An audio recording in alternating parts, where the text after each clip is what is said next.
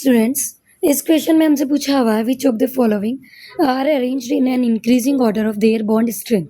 हमें पता है कि जो बॉन्ड स्ट्रेंथ होती है किसी भी स्पीशीज की, वो डायरेक्टली प्रोपोर्शनल होता है बॉन्ड ऑर्डर के, राइट। तो अगर मैं एक ट्रिक होती है इसकी कि अगर 14 इलेक्ट्रॉन हो स्पीशीज में तो बॉन्ड ऑर्डर हो जाता है उसका 3। 15 हो तो 2.5 0.5 कम करते जाओ।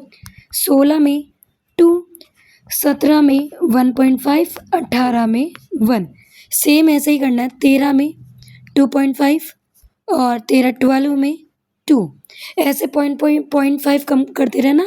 बस एक ये वाला याद रखना, ठीक है।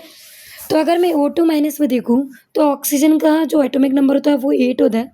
तो यहाँ पे 2 ऑक्सीजन है तो 8 2 जा 16 हो गया, प्लस नेगेटिव चार्ज है तो उसका प्लस करेंगे तो 17 इलेक्ट्रॉन काउंट है। 17 में बॉन्ड ऑर्डर कितना हो गया 1.5।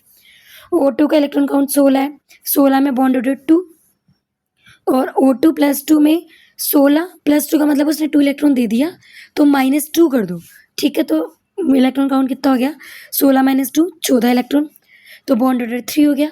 O2 - 2 16 माइनस का मतलब है उसने इलेक्ट्रॉन एक्सेप्ट किया तो 2 इलेक्ट्रॉन एक्सेप्ट किया तो +2 कर दो।